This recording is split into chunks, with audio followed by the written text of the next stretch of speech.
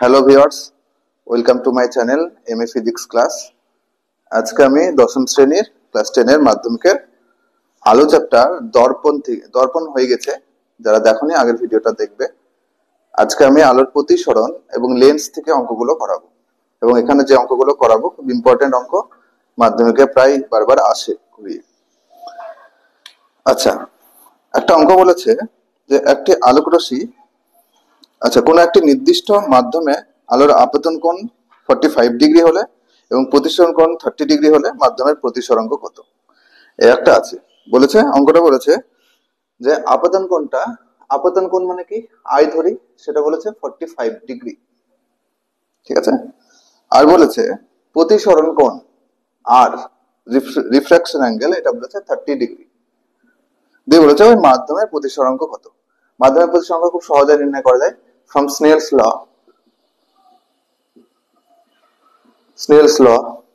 স্নেলের সূত্র থেকে আমরা লিখতে পারি কি, মিউ সমান sine i by sine r, sine 45 degree sine 30 degree. Sine 45 ডিগ্রির ভ্যালু কত, 1/√2। সাইন 30 ডিগ্রি ভ্যালু কত, হাফ।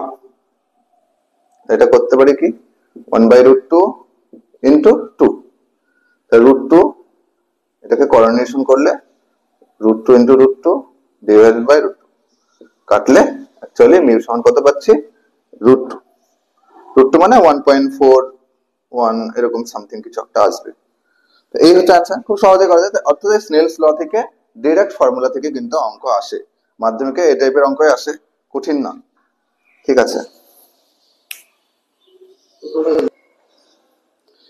এটা বলেছে যে কাঁচের পরম প্রতিসরাঙ্ক 1.5 হলে কাঁচের আলোর বেগ কত। আচ্ছা, কাঁচের পরম প্রতিসরাঙ্ক মানে কি? কাঁচের পরম প্রতিসরাঙ্ক মানে হচ্ছে মিউ সমান, পরম প্রতিসরাঙ্ককে আমরা কি লিখি আগের ক্লাসে বলেছিলাম, কাঁচের পরম প্রতিসরাঙ্ক মানে মিউ জি, আর পরম প্রতিসরাঙ্ক মানে শূন্য মাধ্যম থেকে আসবে। শূন্য মাধ্যম থেকে আসবে, ওটা লেখার কোনো প্রয়োজন নাই, তার মানে মিউ জি। এবার আমি বেগ বের করতে বলেছি যে কত ভেলোসিটি কাঁচের মধ্যে, বেগটা কত। তা আমি বলেছি যে মাধ্যম থেকে আসছে সেই মাধ্যমের বেগটা উপরে, মানে রিলেশন যদি আমি লিখি, রিলেশন অনুযায়ী এ মিউ বি যদি আমি হয় রিলেশনে, যে এ মাধ্যম থেকে বি মাধ্যমে লাইট আসছে, তাহলে সব সময় এদের বেগের ফর্মুলাটা হয় উপরে হয় যে মাধ্যমের বেগ, যে মাধ্যম থেকে আসছে প্রথমে তার বেগটা উপরে হয়, আর যে মাধ্যমে ফাইনালি এলো তার বেগটা নিচে হয়। এটা হচ্ছে ফর্মুলা, ঠিক আছে। তাহলে সেই অনুযায়ী পরম প্রতিসরাঙ্ক মিউজি আমাকে দিয়েছে, পরম প্রতিসরাঙ্ক মানে কোন মাধ্যম থেকে আসছে, শূন্য মাধ্যম থেকে। শূন্য যে মাধ্যম থেকে আসছে সেই মাধ্যমের বেগটা উপরে বসে, শূন্য মাধ্যমে লাইটের বেগ কত, সি ধরি 3 × 10⁸ মিটার পার সেকেন্ড মান বসাবো। আর যে মাধ্যমে ফাইনালি এলো সেটা, সেই মাধ্যমের বেগটা নিচে বসে, জি গ্লাস মাধ্যমে এসেছে, গ্লাস মাধ্যমে বেগটা আমি ধরে নিলাম ভিজি। আমাকে এটাই বের করতে বলেছে যে গ্লাস মাধ্যমে বেগটা কত, কাঁচ মাধ্যমে বেগটা কত। তো মিউজি আমাকে কত বলেছে, 1.5, এই অনুযায়ী মিউজি বলেছে 1.5, আর সি তো আমরা জানি 3 × 10⁸ মিটার পার সেকেন্ড, আর ভিজি আমাকে বের করতে হবে। তাহলে কি হবে, ভিজি ইকুয়াল টু 3 × 10⁸ বাই 1.5 হলো। 1.5 কে আমি কি লিখতে পারি, 1.5 মানে অ্যাকচুয়ালি 3/2, 3/2টা উপরে লিখছি, তাহলে কত হলো 2 × 10⁸ মিটার পার সেকেন্ড। এটা হচ্ছে গ্লাস মাধ্যমে অর্থাৎ কাঁচ মাধ্যমে লাইটের বেগ। হয়ে গেল সিম্পল একটা ফর্মুলা থেকে। অঙ্কটা পড়ে বুঝতে হবে যে কি কিসের মান দিয়েছে আমাকে আর কি বের করতে হবে, এটা বুঝে গেলে ইজি ফর্মুলা। যেমন আগের অঙ্ক, যেমন আমার প্রতিসরাঙ্ক বলে দিয়ে বেগ বের করতে বললো, বেগ না বলে আমার তরঙ্গ দৈর্ঘ্য বের করতে বলে। দেখ, যে কোনো তরঙ্গের বেগের ফর্মুলা কি, v সমান n ল্যাম্ডা, তাই তো। এই অনুযায়ী যদি আমি মিউ বি সমান কি লিখতে পারি, এখনই বললাম যে যে মাধ্যম থেকে আসছে সেই মাধ্যমের বেগটা উপরে, আর যে মাধ্যমে এসে পড়ছে সেকেন্ড মাধ্যম সেটা নিচে বসে। আবার ফর্মুলা অনুযায়ী v সমান n ল্যাম্ডা, সেই অনুযায়ী n lambda a by n lambda B. এখান থেকে গুরুত্বপূর্ণ একটা কোশ্চেন আসে, সেটা হচ্ছে যে কোনো মাধ্যমে, লাইটের ক্ষেত্রে যে কোনো মাধ্যমে কোন জিনিসটা অপরিবর্তিত থাকে, মানে একই থাকে, সেম থাকে, কোনটা, এনটা, এন দেখ দুটো এ মাধ্যমে আঁকি, বি মাধ্যমে আঁকি, অর্থাৎ কম্পাঙ্ক কিন্তু কখনো পরিবর্তনশীল না। কম্পাঙ্ক যে মাধ্যমে লাইট প্রবেশ করুক না কেন, কম্পাঙ্ক অলওয়েজ একই থাকে। তাহলে বেগটা কেন আলাদা হয়ে যায়? ওদের তরঙ্গ দৈর্ঘ্যটা আলাদা তাই। ভি সমান এন ল্যামডা এ আর ভিবি সমান এন ল্যামডা বি। তাহলে যদি এন এন কেটে দিই, সেই অনুযায়ী রিলেশনটা কি দাঁড়াচ্ছে? বেগ না বলে আমাকে তরঙ্গ দৈর্ঘ্য বের করতে বলতে পারে। তো এই অনুযায়ী এ মিউ বি সমান lambda A by lambda B, এটা ঠিক আছে। এবার এই অনুযায়ী একটা নেক্সট অঙ্ক আছে যে 4500 অ্যাংস্ট্রম তরঙ্গ দৈর্ঘ্যের একটি লাইট শূন্য মাধ্যম থেকে 1.5 প্রতিসরাঙ্কের একটি কাঁচের স্ল্যাবে প্রবেশ করলো। ফলকটির ভিতরে ওই আলোর তরঙ্গ দৈর্ঘ্য কত? তাহলে কি বলেছে, কি বলে দিয়েছে? বলেছে যে শূন্য মাধ্যম থেকে লাইট কাঁচ মাধ্যমে প্রবেশ করছে, তার মানে সেই পরম প্রতিসরাঙ্ক শূন্য মাধ্যম থেকে গ্লাস মাধ্যমে আসছে। এটা সমান আমি কি লিখতে পারি রিলেশন অনুযায়ী? কি লিখতে পারি? যে মাধ্যম থেকে আসছে সেই মাধ্যমে তরঙ্গ দৈর্ঘ্য উপরে, তাই তো? তার মানে ল্যামডা সি উপরে বাই ল্যামডা গ্লাস মাধ্যমে আসছে।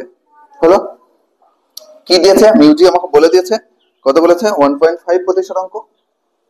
ল্যামডা সি দেখ দেখো 4500 অ্যাংস্ট্রম তরঙ্গ দৈর্ঘ্যের আলো শূন্য মাধ্যম থেকে আসছে, তার মানে শূন্য মাধ্যমে তরঙ্গ দৈর্ঘ্যটা আমাকে বলে দিয়েছে কত? 4500। আর বের করতে হবে কিসের? যে ফলকটির ভিতরে আলোর তরঙ্গ দৈর্ঘ্য কত? ফলকটি মানে কাঁচের ফলক, কাঁচের ফলকের ভিতর মানে কাঁচের মধ্যে যে তরঙ্গ দৈর্ঘ্য সেটা কত হবে?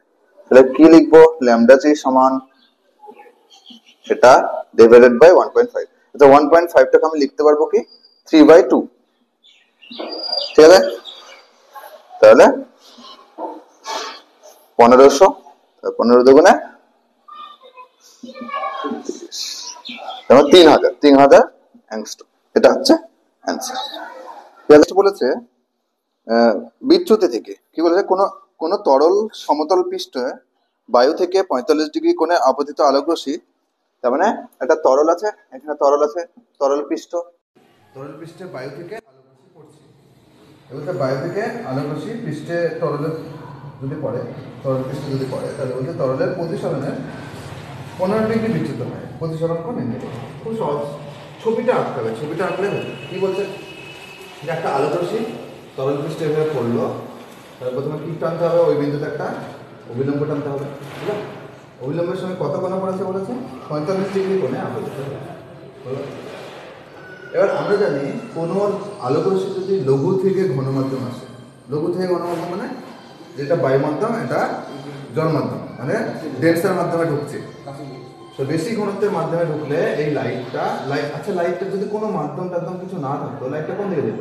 যেদিকে আমি পাঠিয়েছি সেদিকেই সোজা এইভাবে বেরিয়ে চলে যেত।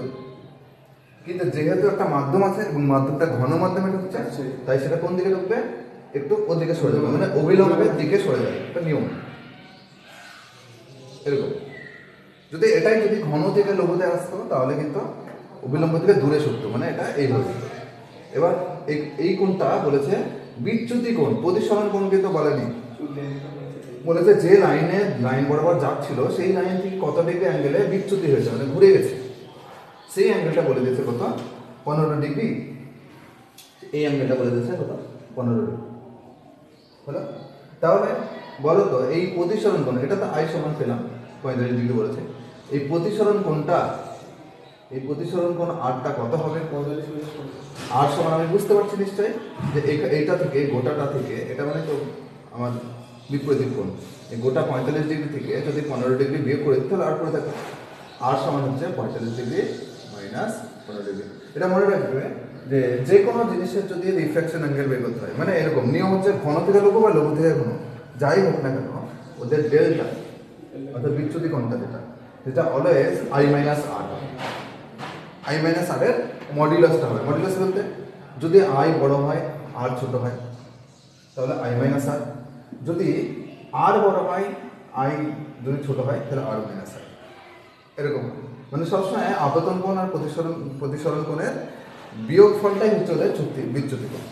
এবার সেটা বড় ছোটোর উপর নির্ভর করে কোনটা থেকে কোনটা বিয়োগ হবে। যদি লঘু থেকে ঘনমাধ্যম হয় তাহলে তোমরা বুঝতেই পারছো যে আইটা বড় আরটা ছোট, সেজন্য আই মাইনাস আর। যদি এটা ঘন থেকে লঘুতে আসতো তাহলে আইটা ছোট হতো আরটা বড় হতো, তখন আর মাইনাস। এবার তাহলে এই নিয়ম অনুযায়ী এই ফর্মুলা থেকে ডেল্টা সমান যদি আই মাইনাস আর করি, এই ফর্মুলা থেকে আমরা লিখতে পারি এটা আর সমান কি লিখতে পারি, delta minus I, I minus delta, I মানে 45 ডিগ্রি মাইনাস 15, তাহলে কত হচ্ছে এটা, কত হচ্ছে 30 ডিগ্রি, আর সমান 30 ডিগ্রি পেয়ে গেল। দেখি বই করতে বলেছে বায়ুর সাপেক্ষে ওই তলের পজিশন, বায়ুর সাপেক্ষে ওই তলের মানে জল, এখানে বায়ুর সাপেক্ষে মানে এয়ার এর সাপেক্ষে বলতে পারি, তাই এয়ার এর সাপেক্ষে বলতে মানে ওই একই, এটা থাক। এটা পজিশন বের করতে গেলে যেহেতু বায়ু থেকে আসছে সাইন আই বাই সাইন আর, স্নেলের সূত্র আমরা বলে দিয়েছে।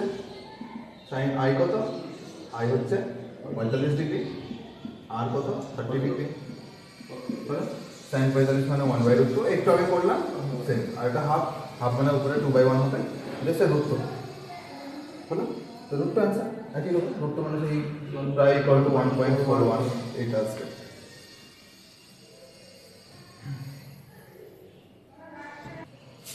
এবার বলেছে খুবই ইম্পর্টেন্ট, প্রিজম থেকে অঙ্ক থাকে, এটা 2020 সালে এসেছিল মাধ্যমিকে। বলে একটি প্রিজমের প্রধান ছেদ, মানে প্রিজমের প্রধান হয়, তাই তো?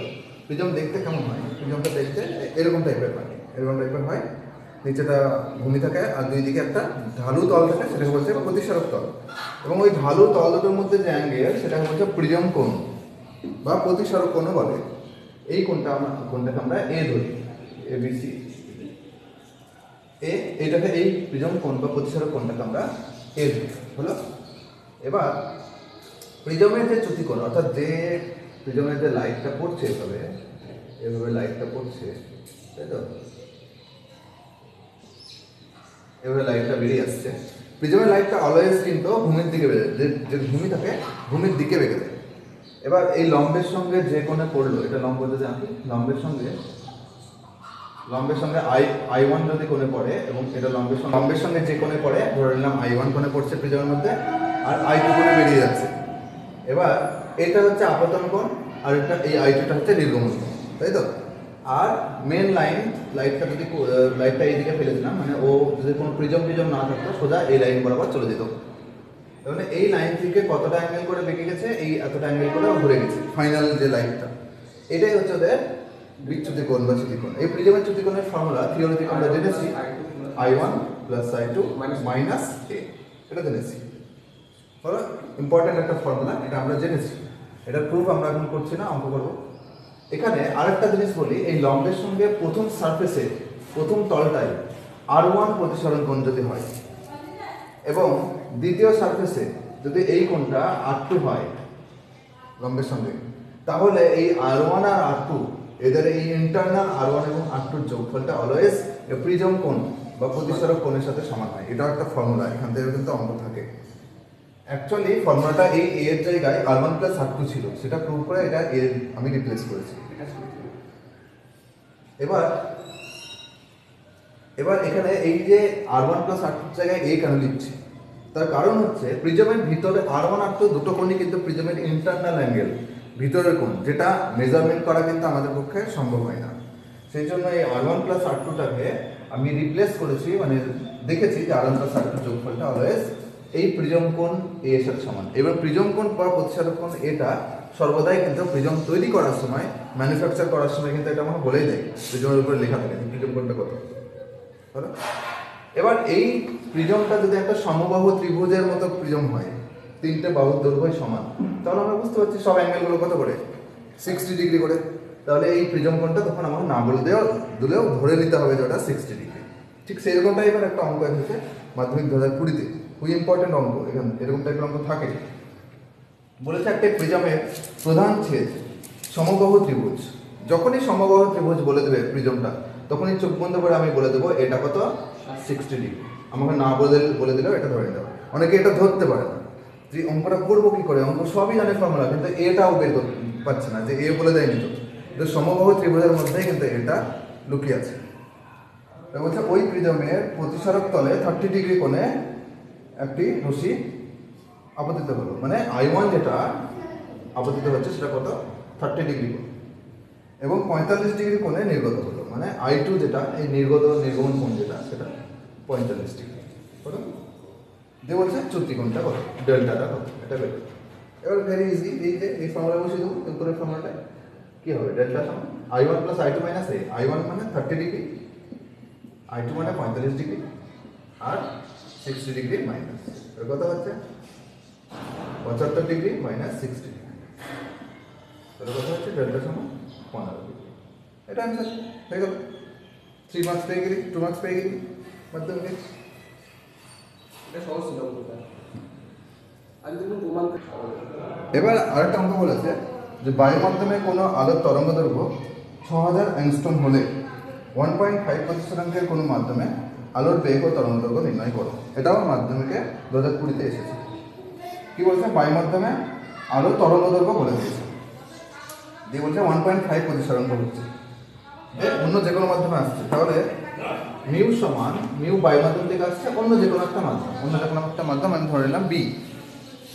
তাহলে কি লিখতে পারবো আমি, এটা সমান নিশ্চয়ই বেগটা বের করতে হবে, মানে সি বাই বায়ু। হ্যাঁ, আরেকটা জিনিস এখানে বলি, বায়ু মাধ্যমে যদি বায়ু মাধ্যম থেকে লাইট আসে তাহলে আমি এটা লিখবো কি, বায়ু মাধ্যম মানে ভি এ আর, তাই তো, বাই ভি বি যে কোনো একটা অন্য মাধ্যম, এটা এ আর পর এ আর মাধ্যম থেকে আসছে, এরকম লিখতে পারি। সাধারণত দেখা গেছে প্রতিসরাঙ্কের দিক থেকে যদি দেখা গেছে যে বায়ু মাধ্যমের সাপেক্ষে যে কোনো মাধ্যমের প্রতিসরাঙ্ক এবং শূন্য মাধ্যমের সাপেক্ষে যে কোনো মাধ্যমের প্রতিসরাঙ্ক প্রায় নিয়ার বাই ইকুয়াল, একদম প্রায় কাছাকাছি ইকুয়াল হয়। সেই জন্য যখনই বায়ু মাধ্যমের সাপেক্ষে বলবে সেটা শূন্য মাধ্যমে ধরে দিবি, সেটা তুই শূন্য মাধ্যমে ধরে দিবি, মানে সেই সি সি ধরে দিবি, ঠিক আছে। শূন্য মাধ্যমে আলোর বেগ যেটা সেটাই ধরে দিবি। বায়ু মাধ্যমে নর্মাল বায়ু মাধ্যমে লাইট যে বেগে গতিবেগে যায়, শূন্য মাধ্যমে আলোর গতিবেগের প্রায় নিয়ার বাই ইকুয়াল, সেই জন্যই আমি এটাকে ধরতে পারি। তাহলে কী করবো, আমাকে প্রতিসরাঙ্ক বলে দিয়েছে, প্রতিসরাঙ্ক বলেছে, তাহলে এখান থেকে ভিবি সমান কী বের করবো, অন্য মাধ্যমে যে কোনো মাধ্যমে বেগটা ভিসি ডিভাইডেড বাই ওই মিউ বি, তাই তো, এ আর মিউ বি। ভিসির মান কত বলেছে, 3 × 10⁸ লাইটের গতিবেগ, আর মিউটা কত বলেছে 1.5 মানে সেই 3/2, তার মানে হচ্ছে কত 2 × 10⁸ এত মিটার পার সেকেন্ড। এটা চেয়েছে একটা আলোর বেগ চেয়েছে, আরেকটা চেয়েছে আলোর তরঙ্গ দৈর্ঘ্য কত। তরঙ্গ দৈর্ঘ্যের সমান একই হবে, এই যে এ আর মিউ বি, এটা সমান কি লিখতে পারি, lambda B by lambda by A R. তো এ আর এর ল্যামডা আর শূন্য মাধ্যমের ল্যামডা নিয়ার বাই ইকুয়াল ধরি, তাহলে কি লিখবো, এখান থেকে কি লিখবো। আচ্ছা, আরেকটা বলেছে যে বায়ু মাধ্যমে আলোর তরঙ্গ দৈর্ঘ্য বলেছে, বায়ু মাধ্যম মানে ওই এয়ার মাধ্যম, এয়ার মাধ্যমে আলোর তরঙ্গ দৈর্ঘ্য বলে দিয়েছে। আর মিউ তো বলে দিয়েছে ল্যামডা বি পেয়ে বলে দিয়েছে, ল্যামডা বি যেমন কি লিখবো, air mu B into lambda air. Air mu B কত 1.5, আর এটা কত 6000,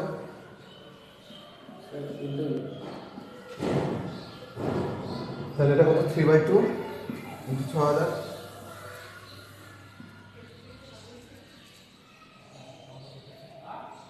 উপরে তো সবসময় যে মাধ্যম থেকে আসছে, আমি এটা উল্টো লিখেছি, এগুলো তোমরা ভুল করবে না। সবসময় যে মাধ্যম থেকে আসছে সেটা উপরে বসে, শূন্য মাধ্যমটা, আর বিউলি নিচে। তাহলে এটা কি হবে, বাই হয়েছে, বাই করলে হয়ে যাবে। তাহলে ল্যামডা বাই ল্যামডা এয়ার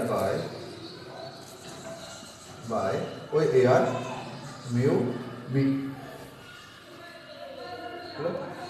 সেই অনুযায়ী কি লিখবো, 6000 ডিভাইডেড বাই 1/5, 6000 ডিভাইডেড বাই 3/2, 4000 হলো। এইভাবে এই মোটামুটি আলোর প্রতিসরণ থেকে এবং প্রতিসরাঙ্ক থেকে, প্রতিসরাঙ্ক রিলেটেড যদি কোনো কোশ্চেন আসে এর বাইরে মাধ্যমিকে আসবে না, এটা 100% গ্যারান্টি। এর বাইরে অঙ্ক আসবে না যদি প্রতিসরাঙ্ক থেকে কোনো টাইপের অঙ্ক থাকে। এই পর্যন্ত থাকলো আলোর প্রতিসরণ থেকে করলাম। এর পরের ভিডিও আমি লেন্স থেকে যে অঙ্কগুলো এসেছে বা আসবে সেগুলো আমি করাবো। তোমাদের ভিডিওটা ভালো লাগলে চ্যানেলটাকে সাবস্ক্রাইব করো, সবাইকে বন্ধুদেরকে শেয়ার করো, আর নেক্সট ভিডিওটাও আসছে সেটাও তোমরা খেয়াল রাখবে, এবং এখানে ইম্পর্টেন্ট অঙ্কগুলোই করানো হবে, তোমাদের খুব কাছে আসবে। ওকে।